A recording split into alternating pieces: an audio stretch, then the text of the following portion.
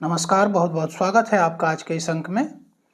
दिल्ली चुनाव के परिणाम आ चुके हैं। परिणाम जो है बीजेपी के पक्ष में है। अगर आप विजयी होते हैं, परिणाम आपके पक्ष में होता है, प्रत्येक जीत आपको जिम्मेवारियां देती हैं। दिल्ली का जो चुनाव का परिणाम है वो बीजेपी के लिए चुनौती भी है और खुशी की भी बात है। इन्हीं तमाम मुद्दों पे एक बहुत बड़े पत्रकार हैं, सीनियर जर्नलिस्ट हैं अजीत भारती।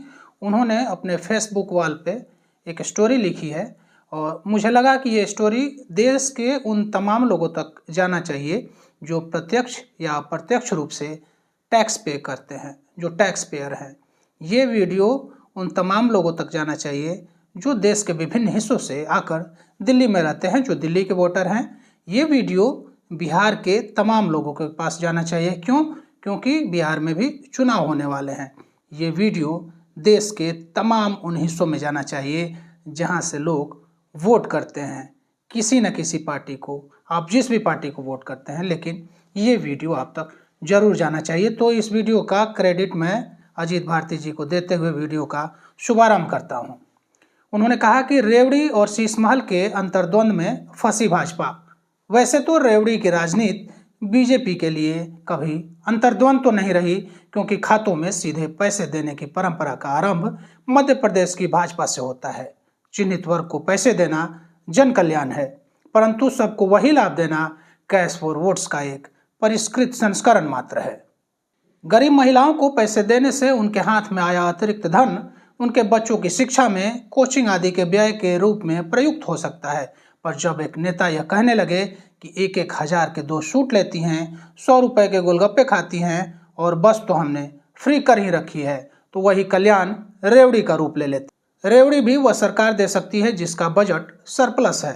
उसके यहाँ के बाकी सारे कार्य हो चुके हैं और हाथ में पैसा है। हालांकि टूटी सड़कें, फटे सीवर और कम स्कूल हॉस्पिटल कमोबेश हर राज्य की न झुठलाई जा सकने वाली वास्तविकता है।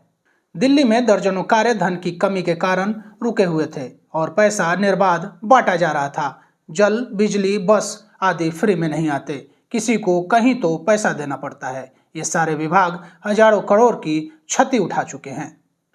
नई बीजेपी दिल्ली सरकार के समक्ष यह समस्या है कि उसने घोषणा पत्र में लंबे लंबे अनुच्छेद बना रखे हैं। किसको कितने हजार दे देंगे, यदि वो इसे टारगेटेड स्कीम्स नहीं बनाते तो यह उन नागरिकों के साथ छल होगा जो सत्यनिष्ठा से कार्य करते हैं, टैक्स देते हैं। गरीब कल्याण अवश्य कीजिए, लेकिन उसे भी तेरी बेटी का विवाह मैं करा दूंगा, तेरे बेटों को कोचिंग में मैं भेजूंगा, तेरा बीमा मैं करा दूंगा, तेरी पत्नी को सूट मैं सिलवा दूंगा आदि सुनकर यदि वो स्वाभिमानी है, स्वयं पर ही प्रश्न उठाने का अवसर मत दीजिए कि सब तू ही कर देगा तो मैं क्या करूंगा। या इसका दुष्प्रभाव वही होगा जो मनरेगा, गरीब कल्याण के अनाज, अन्य ऐसी योजनाओं के कारण बिहार के गांवों में हो रहा है। ग्रामीण अर्थव्यवस्था चौपट होती जा रही है, लोग आलसी होते जा रहे हैं और कार्य न करने के जातिगत कारण ढूंढने लगे हैं। वही व्यक्ति एक सवर्ण ठेकेदार के नीचे मनरेगा का 500 ले लेगा, लेकिन गांव में गेहूं की फसल काटने में उसे अपना जातीय अभिमान दिखने लगता है। भाजपा के सारे मुख्यमंत्रियों की ऐसी योजना का पुनरावलोकन करते हुए चिन्हित तरीके से क्रियान्वयन करना चाहिए। वही मार्ग है जो निर्धनों को सशक्त भी करेगा और करदाताओं को मानसिक शांति देगा कि उसके कर के पैसे को राजनीतिक दुरुपयोग के स्थान पर सामाजिक सदुपयोग में लगाया जा रहा है। शीशमहल की नैतिकता पे अजीत भारती कहते हैं कि भाजपा दिल्ली के समक्ष दूसरी नैतिक समस्या है शीशमहल की। यह आवास इतनी वैभवी अश्लीलता समेटे हुए है कि पूरी चुनावी कैंपेन का आधार बिंदु इसे भ्रष्टाचारण का प्रतिमान बनाने पर केंद्रित था, और वह सत्य भी है। अब इसमें भाजपा का मुख्यमंत्री रहने लग जाए तो इससे बड़ा पाप क्या होगा। सर्वप्रथम तो इसका ऑडिट होना चाहिए और जनता के समक्ष सारे तथ्य बाहर लाए जाने चाहिए। हर एक नल से लेकर झूमर तक कहाँ कितना लगा, किसने लगाया, क्यों लगाया के उत्तर के साथ इसे संग्रहालय में परिवर्तित कर देना चाहिए। दिल्ली में जितने भी घोटाले हुए हैं उन्हें शीशमहल के 98 इंच वाले टेलीविजनों पर ऑडियो विजुअल माध्यम से लूप पर चलाए रह दिल्ली में जितने भी घोटाले हुए हैं उन्हें शीशमहल के 98 इंच वाले टेलीविजन पर ऑडियो विजुअल माध्यम से लूप पर चलाते रहना चाहिए। आप शीशमहल को ऐसे दिखाओ कि आम आदमी की लंबी शर्ट और रेनॉल्ड्स की कलम के आडंबर के पीछे का सत्य कितना भयावह है। यदि केजरीवाल का वैगनार न मिले तो रैंडम वैगनार खरीद कर प्रतीकात्मक रूप से उसे प्रवेश द्वार के पास लगा दें। यदि केजरीवाल का वैगनार न मिले तो रैंडम वैगनार खरीद कर प्रतीकात्मक रूप से उसे प्रवेश द्वार के पास लगा दें। वहीं केजरीवाल का कटआउट हो और उसकी पुरानी स्पीच लूप पर चलती रहनी चाहिए कि घर क्यों लेना, कार क्यों लेना, दिल्ली का वीआईपी यहाँ का आम आदमी है। उस अश्लील आवास में किसी का भी रहना जनता के मुंह पर थूकने जैसा है और यह स्वीकारना कि भाई घर तो केजरीवाल ने मजेदार बना रखा है यार। आप यदि इसे केवल एक फिजूल खर्ची का नमूना बताकर आगे बढ़ जाते तो संभवतः रह लेते, पर इसे भ्रष्टाचार का प्रतिमान बताकर उसी में रहना मेरी समझ से यह प्रश्न नैतिकता का हो जाता है।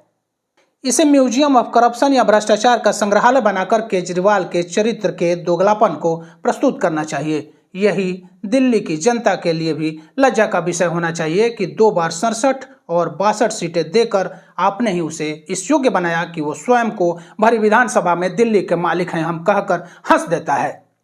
अजीत भारती प्रदूषण, यमुना और सीवर पर बात करते हैं। कहते हैं साथ ही अब दिल्ली की मुख्य समस्याओं पर भाजपा को गंभीरता से विचार करते हुए 100 दिनों का एक्शन प्लान लेकर आना चाहिए। नई दिल्ली के पास नया बजट होगा। आप जनता को एक व्हाइट पेपर दो, फिर बताओ कि आपकी प्राथमिकता क्या है, कैसे कार्य संभव होगा। वायु प्रदूषण पर विदेश के कई शहरों को मुक्ति मिली है, उनके केस को देखें और भारत में कैसे उसे अपना सकते हैं, इस पर विचार करें। स्वच्छ वायु, स्वच्छ जल आधारभूत आवश्यकता है, लग्जरी नहीं। सीवरों को ठीक करें, ट्रीटमेंट प्लांट बनाएं ताकि यमुना की समस्या न बढ़े। दूसरी ओर यमुना की डिसिल्टिंग वाटर फ्लो पर ध्यान देना होगा ताकि यह नदी मृत प्राय से जीवित हो सके।